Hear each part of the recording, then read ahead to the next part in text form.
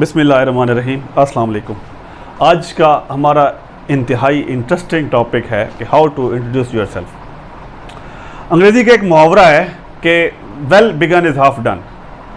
अगर हम एक नई क्लास में हैं, we may be in our new classroom and we may have to introduce our self. We may be in an interview and we may have to introduce our self before the interviewer. Interviewer कौन होता है? वो जो हमारा interview ले रहा होता है, वो ऑफिसर, वो अथॉरिटी होती है। या फिर we may be in an auditorium and there are the so many people before us and so we may have to introduce our self in an auditorium. मैं कुछ आपके लिए इंतहाई इजी स्टेप्स लाया हूँ, ज़बरदस्त स्टेप्स लाया हूँ कि आप इन स्टेप्स की मदद से वन बाय वन सीक्वेंस में अगर वो तैयार कर लें तो first impression is the last impression. अगर शुरू में ही आप ये ज़बरदस्त अगर अपना तारुफ करा देते हैं तो इंशाल्लाह आपके जो इंप्रेशन है, चाहे आप किसी भी फोरम पे आप बैठे हैं, आपके लिए एक ज़बरदस्त तासुर छोड़ेगा। तो शुरू करते हैं जी। आज की वीडियो का जो हम पहला है वो है ग्रीट, कि हमने कैसे अपना तारुफ कैसे शुरू करना है। फ़र्ज़ माल हम एक कमरे में दाखिल हुए हैं, हम उस कॉन्फ्रेंस हॉल में, कॉन्फ्रेंस रूम में, हम उस बड़े हॉल में दाखिल हुए हैं जहाँ पे हमारा इंटरव्यू होने लगा है। हमने अपना इंट्रोडक्शन कराना है। तो कैसे जी? Being a Muslim we used to say अस्सलाम वालेकुम। सुबह का वक्त है, हम गुड मॉर्निंग कहते हैं या फिर गुड आफ्टरनून कहते हैं, गुड इवनिंग कहते हैं। यहाँ पे मैं कुछ डिफाइन कर देता हूँ कि किन मौक़ों पे, अभी हम ग्रीट पढ़ रहे हैं जी, किन मौक़ों पे हम गुड मॉर्निंग, गुड आफ्टरनून या गुड इवनिंग कहते हैं। सुबह 12 बजे से पहले तक के टाइम को, 12 बजे से पहले तक के टाइम को या टाइम के अंदर अगर हमारा इंटरव्यू है तो हम गुड मॉर्निंग कहते हैं जी। 12 बजे से 5 बजे तक हम गुड आफ्टरनून कहते हैं। अगर इस दौरान हमारा इंटरव्यू हो, हम इंटरव्यूअर के सामने पेश हों, ठीक है जी, 12 बजे से 5 बजे तक, तो हम गुड आफ्टरनून कहते हैं। और शाम 5 बजे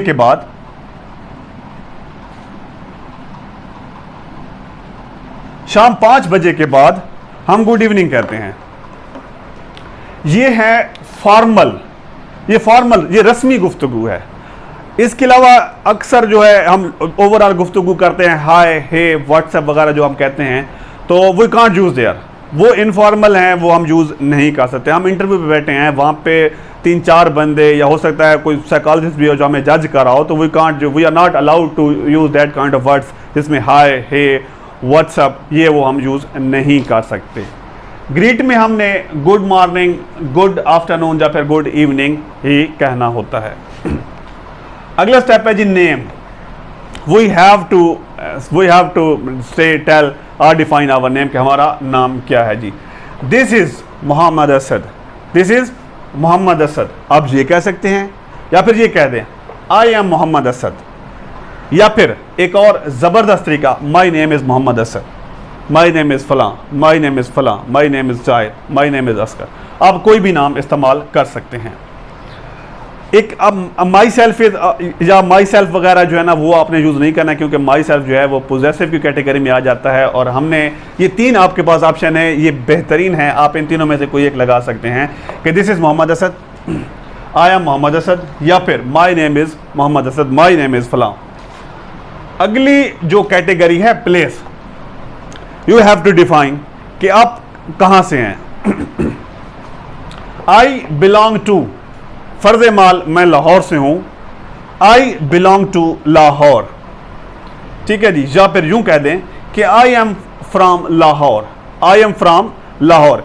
यहाँ पे एक और इंटरेस्टिंग चीज़ जो मैं ऐड करने लगा हूँ वो ये है, फ़र्ज़ माल हम लाहौर से हैं, मैं लाहौर से हूँ, और मैं जो इंटरव्यू दे रहा हूँ वो भी लाहौर शहर में ही इंटरव्यू हो रहा है, तो मतलब मैं ये कहना चाह रहा हूँ कि मैं भी लाहौर से हूँ। ये जो लफ्ज़ भी है, ये जो भी लफ्ज़ है, इसमें कुछ राज पोशीदा है, वो मैं आपको बताए देता हूँ कि आपने ये लिखना है कि मैं भी लाहौर से हूँ और इंटरव्यू भी लाहौर में हो रहा है, ठीक है जी।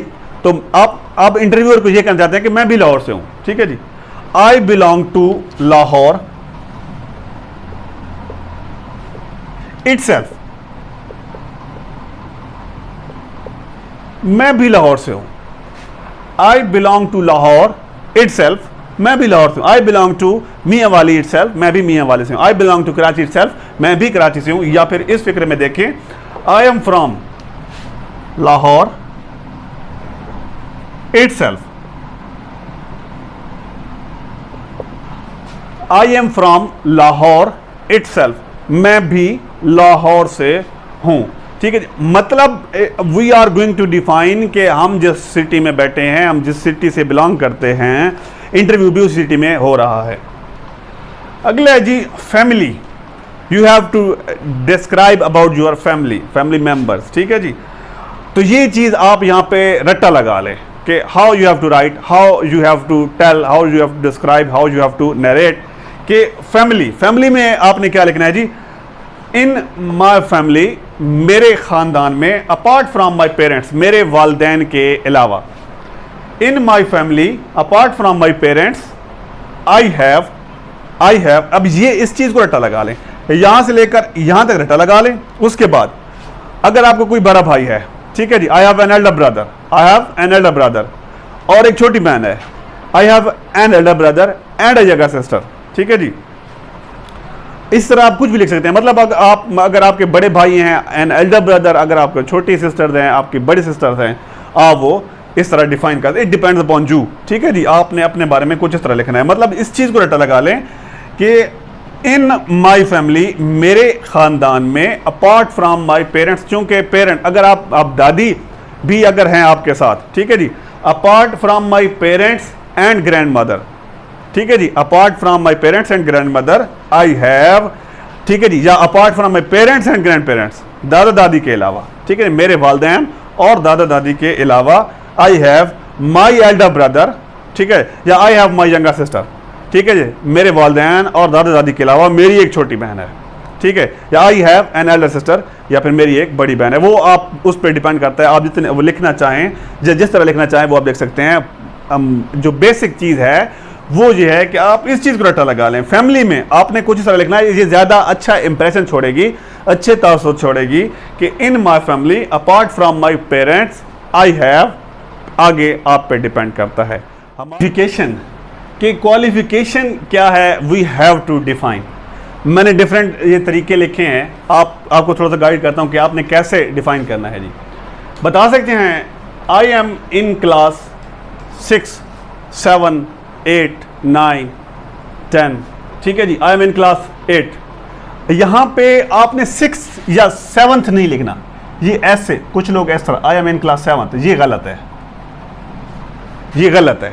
ठीक है जी, ऐसे लिखना है आई एम इन क्लास 7, बस ये ठीक है। I am in class 8, I am in class 9, I am in class 10, यहाँ पे ये तरीका ठीक है। ठीक है जी, अगर हम वैसे कोई हमसे पूछ रहा है तो हम इस तरह, मतलब हम आई एम इन क्लास 6 नहीं कहेंगे, जो TH है वो मतलब उसकी आवाज़ भी नहीं आनी चाहिए। या फिर एक और तरीका है, अगर आप बज़िद हैं कि मैंने 6th ही कहना है, तो ये नीचे मैंने लिखा है I am in standard, I am in 6th standard, TH, I am in 6th standard. या फिर आप यूँ लिख दें I am in 7th standard, I am in 8th standard, I am in 9th standard. मतलब अब अगर स्टैंडर्ड है बताना चाह रहे हैं तो फिर आप ये TH साथ लगा सकते हैं। या फिर एक और चीज़, अगर आप ग्रेजुएट हैं, ठीक है, या फिर पोस्ट ग्रेजुएट हैं, I am a graduate, I am a graduate. ठीक है, या फिर I am a post graduate, I am a post graduate. या फिर यूं कह लें I am BTech in, I am BTech in electrical engineering. ठीक है जी, I am BTech in electrical engineering. ठीक है जी, या फिर I am PhD in physics, chemistry, Urdu, English, आप किसी भी सब्जेक्ट को बता सकते हैं। I am BTech in electrical engineering या मैकेनिकल इंजीनियरिंग, या फिर आई एम PhD इन किसी भी सब्जेक्ट का बता सकते हैं। या फिर यहाँ पे मैंने एक और चीज़ लिखी है इंटरेस्टिंग, आई एम परसुइंग। परसू कहते हैं जी जारी होना।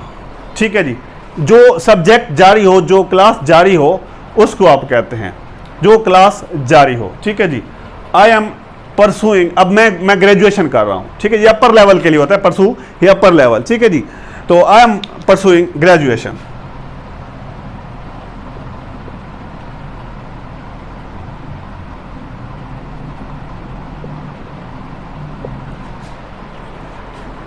आई एम परसुइंग ग्रेजुएशन, कि मैं ग्रेजुएशन कर रहा हूँ, ठीक है जी। I am pursuing post graduation, मैं पोस्ट ग्रेजुएशन कर रहा हूँ।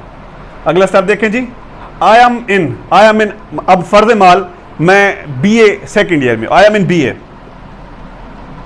I am in BA second year, I am in FA first year faculty of arts, I am in BA second year, या फिर अगर मैं I am in FA second year first year, इस तरह आप कुछ भी लिख सकते हैं। ये थी हमारी क्वालिफिकेशन। छठा है जी एडिशनल क्वालिफिकेशन जो स्किल्स, ठीक है जी। आपकी एडिशनल क्वालिफिकेशन क्या है, आपकी स्किल्स क्या है। अगर आपने कहीं से कोई डिप्लोमा वगैरह कुछ किया है, आपने कहीं से कोई और कोर्स किया है, and if you want to define here, ठीक है जी, तो आप बताना चाहते हैं, how you will define. I have done 6 months basic computer course from, I have done, मैंने किया हुआ है 6 months basic computer course from. ये यहाँ पे आप इंस्टीट्यूट लिखेंगे जी, ठीक है जी। IBFP स्कूल, जब फलां कोई जो भी सेंटर है आपका जो भी जिस मकाम से आपने किया है, जिस इदारे से किया है, जिस इंस्टीट्यूशन से किया है, वो you have to write here, ठीक है जी। इन में यहाँ पे आपने ईयर लिखना है। आपने 2018 में किया है, 2018 में किया है तो आपने 2018 लिखना है। यहाँ पे इंस्टीट्यूट लिखना है, यहाँ पे आपने वो जो तालीमी इदारा है, जो आपने दरसगाह जहाँ से आपने निसाब की कोर्स किया है, कंप्यूटर का किया है, या कोई और भी लिख सकते हैं। आई हैव डन 6 months, यहाँ पे कंप्यूटर डिप्लोमा के बजाय आप इलेक्ट्रिकल डिप्लोमा कर दें, ठीक है जी। 1 year इलेक्ट्रिकल डिप्लोमा इन फलां, आप इदारा कोई भी लिख सकते हैं, ठीक है जी। आप ईयर भी कोई भी लिख सकते हैं। इट मीन्स कि आप अगर आपने एडिशनल क्वालिफिकेशन ऐड करनी है, तो आप कैसे ऐड करेंगे कि आप यहाँ पे इस तरह लिखेंगे, या आप इस तरह बताएंगे कि आई have done 6 months computer basic computer course from फलां इन ईयर फलां। 7वीं है एक्सपीरियंस, कि आपके पास अगर कोई तजुर्बा है तो यू हैव टू डिफाइन, ठीक है जी। तो यहाँ पे मैंने कुछ लिखा है कि आई एम अ फ्रेशर। ये उन कैंडिडेट्स के लिए, उन तुलबा के लिए, स्टूडेंट्स के लिए जो फ्रेश हैं, जिन्होंने रिसेंटली ग्रेजुएशन किया हुआ है या पोस्ट ग्रेजुएशन किया है, या फिर फैकल्टी ऑफ आर्ट्स का इम्तिहान पास किया है, कहीं पे जॉब्स आई हैं, इंटरव्यू पे पहुंचे हुए हैं, वो कह सकते हैं कि आई एम अ फ्रेशर। मेरे पास मतलब एक्सपीरियंस कोई नहीं है, बिल्कुल अभी मैंने अपनी डिग्री या सर्टिफिकेट सनद कंप्लीट किया है और मैं यहाँ पे बैठा हूँ, आई एम अ फ्रेशर। दूसरा है जी I have 2 years experience, EXP experience, I have 2 years experience in. अब यहाँ पे फील्ड कर दें जी, किस फील्ड में आपका 2 साल तजर्बा है जी। एज अ DEO, ठीक है जी, as a CO computer operator, as a lab assistant, ठीक है, एज अ साइंटिफिक असिस्टेंट, आप कुछ भी लिख सकते हैं, वो अपने फील्ड डिफाइन कर देनी है, ठीक है। उसके बाद आपके पास और भी एक्सपीरियंस है जी। I have 2 years working experience with, यहाँ पे कंपनी नेम, आपने किस कंपनी के साथ काम किया है जी, ठीक है जी। कोई कंपनी है जी, आपने ख्वाजा एंड सन्स के साथ काम किया है, एज अ, ठीक, आ या एन लिखा है जी, ए या एन, अ क्लर्क की हैसियत से काम किया है, या एज एन ऑफिसर, पोजीशन लिखा हुआ है ना, एज एन ऑफिसर, या फिर ऑफिसर के तौर पर बतौर ऑफिसर काम किया है। दोबारा देखिए ना, I have 2 years working experience with Khwaja and sons, ठीक है, या विद असद एंड को, ठीक है ना, एज अ क्लर्क, या फिर एज एन ऑफिसर, ठीक है जा, या as a procurement officer, as admin officer, या आप कोई भी लिख सकते हैं जी। अगला जी हॉबीज, आपके जो मशागिल हैं, आपका मशगला क्या है, ठीक है, आपका इंटरेस्ट किस में ज़्यादा है। My hobby is listening to music. अब एक जहाँ पे एक और बात मैं आपके नॉलेज में इजाफा करने लगा हूँ कि लिसनिंग हम अक्सर पढ़ते लिखते हैं, या हम कहते हैं कि I am listening the music. भाई लिसनिंग के साथ टू जो है ना, लिसनिंग के साथ हमेशा टू आता है। My hobby is listening to music, ठीक है, या फिर my hobby is reading books, dancing, cooking etcetera, ठीक है, ये आप लिख सकते हैं। यहाँ पे मैं आपके लिए एक और ऑप्शन रखता हूँ, ठीक है जी। माई हॉबी इज़, आपने क्या करना है, आई लव, इसकी जगह माई हॉबी इज़ की जगह आप यूं कर सकते हैं, आई लव, यहां पे आप ऐड कर सकते हैं, I love listening to music, I love listening to music, I love reading books, I love dancing, I love cooking etcetera, I love playing cricket, I love playing hockey, या इस किस्म का आप कुछ भी लिख सकते हैं, जो चीज़ आपको पसंद हो, ठीक है जी। उसके बाद आपने सम अप करना है, आप एंड पे आपने क्या कहना है जी, that's all about me, thank you, ये एंड पे आपने कहना है। इस तरह जो मैंने आपको स्टेप्स बताए हैं, अगर आप इन पे अमल पैरा होंगे तो आपका जो एक ज़बरदस्त इंप्रेशन पड़ेगा। अगर आप इंटरव्यू पे बैठे हैं तो इंटरव्यूअर बहुत मुतासर होगा और आपका जो आप सिलेक्शन प्रोसीजर है वो आपके लिए और ज़्यादा आसानी होगी। अगर आपको मेरी वीडियो पसंद आई तो प्लीज़ मेरे चैनल को सब्सक्राइब करें, मेरी वीडियो को लाइक करें। अगली किसी इंटरेस्टिंग वीडियो तक के लिए अपने होस्ट मोहम्मद असद को इजाज़त दीजिए। अल्लाह हाफिज़।